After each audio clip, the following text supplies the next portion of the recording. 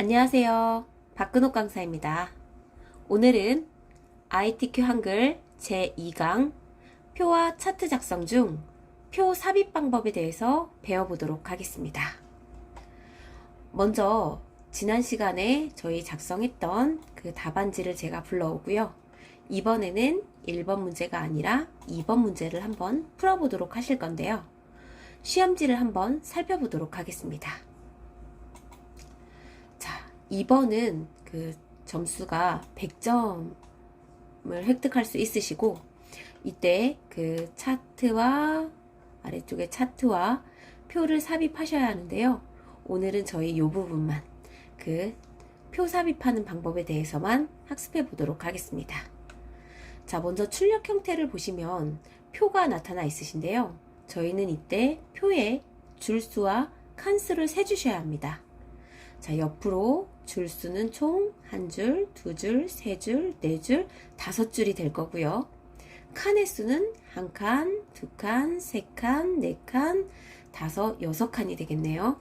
그래서 저희가 작성할 표는 다섯 줄, 여섯 칸짜리를 작성을 해주셔야 합니다. 자, 답안지로 돌아가서 상단 메뉴 중 입력이라는 메뉴를 클릭해 주도록 하겠습니다. 입력 메뉴에 제일 첫 번째에 표라는 메뉴가 있으신데요. 아래쪽에 표 글자를 누르시면 내가 다섯 줄 여섯 칸을 이렇게 지정해서 삽입을 해주실 수가 있으시고, 저희는 그 위쪽에 표 모양 아이콘을 클릭하셔서 줄수와 칸수를 입력해 주도록 하겠습니다. 자, 다섯 줄 여섯 칸 만들기를 눌러주시면 그 시험지와 같은 표가 삽입이 되실 거고요. 저희는 이때 시험지에 들어있는 내용을 그대로 타이핑을 해주시면 되겠습니다. 자, 지금 이게 PDF 파일이라서 복사가 안 되기 때문에 제가 일일이 타이핑을 하도록 하겠습니다.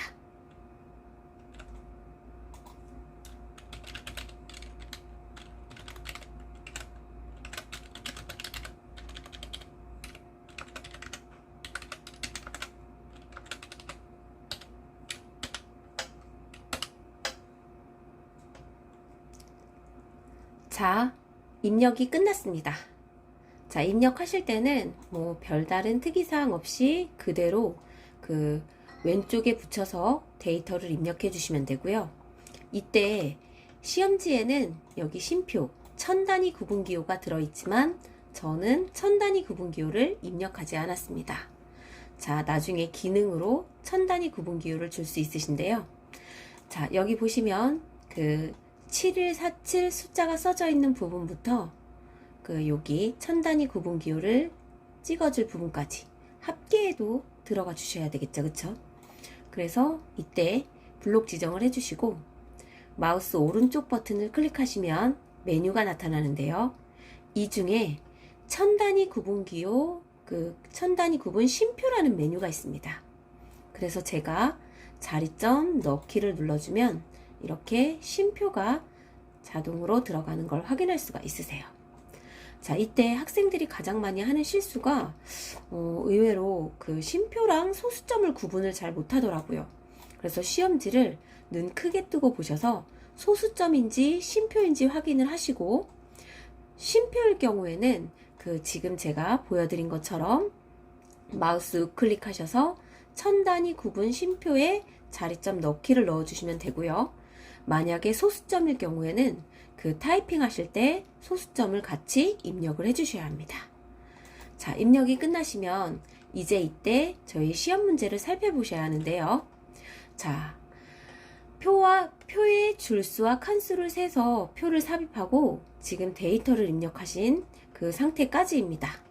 이 상태에서 그 상단에 표 조건을 한번 살펴보실 건데요. 표 전체 표와 캡션의 글꼴을 변경하라고 나타납니다. 저희는 이때 뭘 알 수 있냐면 상단에 그 캡션이 들어있는 걸 확인할 수가 있으세요. 캡션은 표나 그림 등의 개체에 붙여주는 그 설명이나 제목 등을 캡션이라고 하는데요. 저희는 그 2번에서 표를 작성하실 때 이 캡션 기능을 이용해서 이 내용을 입력을 해주셔야 합니다. 자, 캡션 기능을 주실 때는 마우스 포인터를 표 테두리에 가져가 보시면 이렇게 사각형이 생기시거든요. 자, 또는 아래쪽에 가져가도 생기시고요. 왼쪽 그리고 오른쪽에 가져가셔도 이렇게 사각형이 생기는 게 확인이 되실 거예요. 이때 클릭을 하면 표가 선택이 되실 거고, 저희는 이때 마우스 오른쪽 버튼을 누르셔서 캡션 넣기라는 메뉴를 선택해 주도록 하겠습니다. 자, 그럼 아래쪽에 표 1이라는 캡션이 자동으로 나타나시고요. 저희는 이 기본적으로 나타나는 캡션을 지우고 시험지와 같은 내용의 캡션을 입력해 주도록 하겠습니다. 자, 백스페이스를 이용해서 지워주시면 번호 넣기를 지울까요? 라고 나타나는데요. 이때 지움을 눌러주시고 완전히 지워주신 다음에 시험지에 나와 있는 캡션 내용을 그대로 입력을 해주시면 되겠습니다. 자, 저는 복사를 하겠습니다. 자, 입력을 하고 나면 이렇게 캡션이 들어가시는데요. 자, 이때 저희가 캡션을 위쪽으로 올려주셔서 오른쪽 정렬을 해주셔야 합니다. 자, 캡션을 주실 때는 마우스 포인터를 그 표의 테두리에 가져가서 사각형 모양이 나타날 때 클릭하시고 마우스 오른쪽 버튼을 누르셔서 캡션 넣기 기능을 이용해서 그 캡션을 입력을 해주셨습니다. 자, 그럼 이번에는 캡션을 위쪽으로 올리기 위해서 저희 이 같은 메뉴에서 개체 속성 메뉴를 이용해 보도록 하겠습니다. 자, 개체 속성 창에 들어와 보시면 상단 메뉴 탭 중에서 옆에 캡션이라는 탭이 있습니다. 자, 이때 저희는 캡션 넣기 중 캡션의 위치를 위쪽, 위를 선택을 해주셔야 합니다. 가끔 뭐 요거를 선택하시는 분들이 계신데요. 이렇게 하면 이렇게 대각선 위쪽에 캡션이 나타나기 때문에 위를 선택을 해주셔야 합니다. 그리고 나서 설정을 눌러주시면 캡션이 위쪽으로 이동한 걸 확인할 수 있으시고요. 저희는 블록 지정을 하셔서 자, 중간에 고정 표시줄에서 가운데 정렬이 아니라 오른쪽 정렬이죠. 그쵸? 오른쪽 정렬을 해주도록 하겠습니다. 자, 그럼 그 시험지에 나와 있는 대로 표 전체의 표 글꼴과 캡션의 글꼴을 도둠 10포인트로 변경해 보도록 하겠습니다. 도둠 10포인트로. 자, 캡션을 먼저 블록 지정해 주시고 상단의 고정 표시줄에서 도둠 글꼴을 찾아주시고, 자, 도둠 크기는 10포인트가 되어 있으시죠. 그쵸? 그래서 캡션 글꼴을 모두 다 변경됐는지 글꼴 모양도 한 번 더 확인을 해주시면 되겠습니다.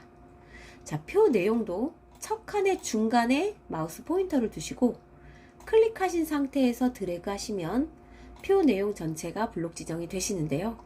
이때 똑같이 글꼴은 도둠 10포인트로 해주시면 저희 표 조건 1번에 있는 문제를 모두 다 푼게 되시는 거예요. 자, 2번으로 넘어가겠습니다. 2번에서는 문자는 가운데 정렬, 숫자는 오른쪽 정렬을 해주셔야 하는데요. 자, 여기 보시면 그 숫자와 문자가 섞여 있는 이런 데이터 보이시죠? 그쵸? 숫자와 문자가 섞여 있는 데이터는 문자입니다. 그래서 저희는 그 매번 똑같이 정렬을 해줬던 것 같은데요. 먼저 표 전체에 있는 데이터를 다 블록 지정을 해주시고 고정 표시줄에서 가운데 정렬을 한번 해주시는 겁니다. 자, 가운데 정렬을 다 하셨으면 이번에는 이 아래쪽에 숫자 데이터와 합계가 들어갈 부분까지 잡아주시고 오른쪽 정렬을 해주시면 저희 2번 문제를 모두 다 푼게 되세요. 시험지로 돌아가 보시면 문자는 가운데 정렬, 숫자는 오른쪽 정렬 해주셨는데요. 매번 정렬 방식이 같기 때문에 전체 다 잡아서 가운데 정렬, 그리고 숫자 데이터와 합계나 뭐 평균이 출제가 될 때가 있거든요. 그래서 평균이나 합계가 들어갈 부분까지 블록 지정을 하시고 오른쪽 정렬을 해주시면 되겠습니다. 자, 그럼 3번에 보시면 셀 배경색을 노랑으로 주라고 나타나는데요. 여기서 제가 몇 가지 설명을 좀 추가해서 더 드리도록 하겠습니다. 자, 한글에서 그 표를 편집하실 때는 세 가지 키를 기억을 해주시면 좋으실 것 같아요. 자, 컬러의 첫 스펠링이 C예요. C. C는 그 한글의 표작성에서 표에 색깔을 넣어줄 때 이용하는 키거든요. 그래서 저희가 문제를 풀어보시려면 그 셀 배경색 면색을 노랑으로 주기 위해서 출력 형태를 보시면 요 부분만 여기 요만큼만 노랑으로 채워져 있는 게 보이실 거예요. 저희는 표에 노랑으로 채워져 있는 부분만큼을 블록 지정하시고 색깔을 넣기 위해서 키보드에서 C키를 눌러주시면 됩니다. C키는 컬러, 표에 색깔을 넣기 위해서 항상 C키를 이용합니다. 그래서 제가 C를 눌러주면 셀 테두리 배경 창이 나타나시는데요. 이때 저는 색 채우기 없음이 아니라 색으로 선택을 하고 면색이 노랑이라고 나와 있는데요.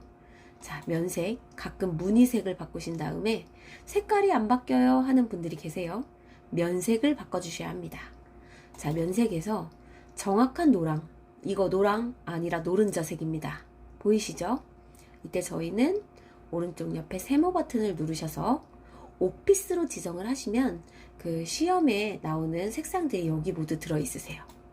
그래서 오피스에 가보시면 여기 정확한 노랑이라고 하면서 옆에 RGB 컬러 코드가 나타나는데요. 255, 0번인 정확한 노랑이셔야 하세요.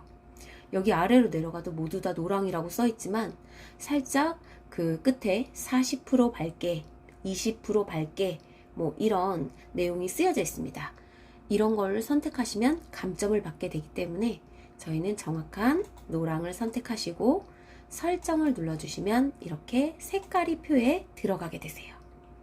그럼 저희가 그 3번에 셀 배경색을 한번 주셔보셨는데요. 이때 키보드에 C키를 이용을 하셨어요. 그쵸? 근데 제가 두 가지 더 추가로 설명을 드리겠습니다. 자, 조금 있다가 저희 표의 선 모양을 바꾸실 거예요. 선 모양을 바꾸실 때는 라인의 첫 스펠링 L을 이용하시면 됩니다. 그래서 저희는 색깔을 넣을 때는 C, 표의 선 모양을 바꿀 때는 L, 그 다음에 하나 더 그 표에 그 셀을 이제 5번에 가면 병합을 하셔야 될 경우가 나오세요. 그 병합은 머지의 첫 스펠링 M입니다. M, C, L, M 이 세 가지 스펠링을 알고 계시면 한글에서 표 편집을 자유롭게 하실 수가 있으십니다. 자, 그럼 저희 다음 문제로 넘어가 보도록 하겠습니다. 자, 셀 배경색 노랑을 다 채우고 나면 한글의 계산 기능을 이용하여 빈칸의 합계를 구하고 캡션 기능을 사용할 것. 자, 여기서 캡션 기능을 사용하라고 나타나는데요. 저희는 여기 1번을 풀기 위해서 미리 캡션을 달아주고 왔기 때문에 이 부분은 살짝 무시를 해주시고, 그럼 저희가 해야 될 부분은 계산 기능을 이용해서 빈칸의 합계를 구해주셔야 합니다. 자, 여기 합계를 구해주셔야 하는데요. 간단하세요. 그 합계를 구할 숫자들과 답이 들어갈 곳까지 이렇게 블록을 잡아주셔야 합니다. 자, 이때 마우스 오른쪽 버튼을 누르시면 메뉴 중 블록 계산식이라는 메뉴가 있으시고요. 저희는 블록 합계를 눌러주시면 이렇게 합계가 구해지게 되세요. 간단하시죠? 만약에 여기가 합계가 아니라 평균이라고 출제가 되셨을 경우에는 그 평균을 구할 숫자들과 답이 들어갈 곳까지 잡아주시고 마우스 우클릭, 그리고 블록 계산식에서 블록의 평균을 선택해 주시면 되겠습니다. 그 옆에 단축키 등을 나중에 사용하시면 훨씬 더 빠르게 문제풀이를 하실 수 있으실 거예요. 자, 그럼 다음 번호로 넘어가서 저희 그 자격증 시험에서는 이렇게 조건들을 하나도 빼놓지 않고 꼼꼼하게 다 살펴주셔야 그 감점을 받지 않고 점수를 모두 다 획득을 할 수 있으세요. 그래서 마지막 5번에서는 선 모양은 출력 형태와 동일하게 할 것이라고 나와 있습니다. 자, 저희 캡션도 똑같이 모양이 만들어졌고요. 합계도 구해지셨고, 저희가 이제 마지막으로 해야 될 부분은 여기 보시면 바깥쪽을 전부 살펴보시면 모두 다 이중실선으로 되어 있는 게 보이실 겁니다. 늘 2번의 표의 선 모양은 이렇게 똑같은 모양이 출제가 되는 것 같습니다. 그 다음에 어디를 보셔야 되냐면 상단 필드명 아래쪽이 이중실선으로 이렇게 되어 있으시고요. 맞나요? 그리고 여기 그 구분의 오른쪽에 이중실선으로 되어 있습니다. 그리고 마지막에는 이렇게 대각선을 주셔야 되겠죠. 그쵸? 자, 그럼 저희 선 모양 변경을 해보도록 하겠습니다. 먼저 블록 지정을 전체 다 바깥쪽 테두리를 이중실선으로 주기 위해서 블록 지정을 표 전체를 다 해주시고, 내가 블록 지정하고 있는 이 칸들의 바깥쪽 테두리를 이중실선으로 변경해 보도록 하겠습니다. 자, 라인의 첫 스펠링, 키보드에서 L을 눌러주도록 하겠습니다. 자, 테두리의 종류를 먼저 선택하시고요. 바깥쪽을 눌러주시면 내가 블록 지정하고 있는 표의 바깥쪽 테두리가 이중실선으로 변경이 되실 건데요. 자, 종류를 정확한 이중실선을 골라주시고 그 바깥쪽을 눌러주시는 순간 전체 테두리가 이중실선으로 변경이 된 걸 확인할 수가 있으세요. 이때 설정을 눌러주시면 표의 테두리가 이중실선으로 변경된 걸 확인할 수가 있으세요. 자, 다음은 필드명 아래쪽입니다. 저희는 블록 지정을 이렇게 제일 윗부분에 그 필드명만 잡으셨을 때는 아래쪽을 이중실선으로 변경을 해주시면 되겠죠. 그쵸? 아래쪽을. 근데 또 블록 지정을 이렇게 잡으실 수도 있으세요. 그럼 이때는 이중실선을 위쪽으로 지정을 해주시면 되겠죠. 그쵸? 그리고 또 하나의 방법이 있습니다. 블록을 이렇게 두 개를 한꺼번에 잡고 가운데를 이중실선으로 변경을 해주실 수도 있으신데요. 저희는 제일 첫 번째 필드명을 블록 지정을 해주시고 키보드에서 알파벳 L을 눌러주도록 하겠습니다. 그럼 저희가 윗부분에 필드명을 잡았기 때문에 여기 아래쪽을 이중실선으로 변경을 해주시면 되겠죠. 그쵸? 아까와 마찬가지로 종류를 먼저 골라주시고 그 아래쪽에 들어가는 아래라는 그 아이콘을 눌러주시면 아래쪽이 이중실선으로 변경된 걸 확인할 수가 있습니다. 자, 이때 설정을 눌러주시면 저희 필드명 아래쪽이 이중실선으로 변경된 걸 확인할 수가 있으시겠죠. 자, 다음은 그 구분을 블록 지정하실 때도 마찬가지죠. 이렇게 블록 지정하셔서 오른쪽을 이중실선으로 변경을 하셔도 되고요. 이렇게 블록 지정하셔서 왼쪽을 블록 지정해 주셔도 되고요. 이렇게 같이 잡아서 가운데를 그 변경을 해주셔도 이 부분이 이중실선으로 변경이 되게 됩니다. 저는 첫 번째 구분을 블록 지정하고 L을 눌러주도록 하겠습니다. 테두리 종류를 이중 실선으로 선택을 하신 다음에 저희가 블록을 이렇게 잡았기 때문에 오른쪽을 이중 실선으로 변경을 해주시면 되겠죠. 그리고 설정을 누르시면 이렇게 시험지와 같은 모양으로 선 모양이 변경이 되셨습니다. 자, 저희 마지막으로 이 남은 부분에 대각선을 주시면 표 작성이 완료가 되시는데요. 자, 표 작성을 완료하기 위해서 이제 대각선을 주실 건데 그 한 칸에 대각선을 주셔야 해서 블록 지정을 하려고 했는데 한 칸은 블록 지정이 되지 않습니다. 그쵸? 이때 기능키 F5를 이용하셔도 되고요. 더 편하게 하실 때는 한 칸이 아니라 이 칸을 비롯해서 여러 칸을 잡으신 다음에 그냥 그 칸 하나를 다시 한번 클릭해 주시면 한 칸이 블록 지정이 되실 거고요. 이때 똑같이 L을 눌러보도록 하겠습니다. 자, L을 누르신 다음에 이곳에는 대각선이 없습니다. 그래서 상단에 살펴보시면 대각선이라는 탭이 따로 나타나 있으시고요. 대각선 탭에 가셔서 저희 시험지랑 똑같은 대각선 모양을 선택해 주도록 하겠습니다. 자, X 모양으로 대각선을 주시고 설정을 누르시면 저희 시험지와 같은 그 시험지 출력 형태와 같은 표 작성이 완료가 되게 되십니다. 되셨나요? 자, 틀린 게 없죠. 그쵸? 완벽히 똑같이 그 표가 만들어지셨습니다. 다음 시간에는 이 표를 이용해서 차트 삽입까지 완료하시면서 그 답안지의 첫째 장을 완성해 보도록 하겠습니다. 오늘도 수고 많으셨습니다. 감사합니다.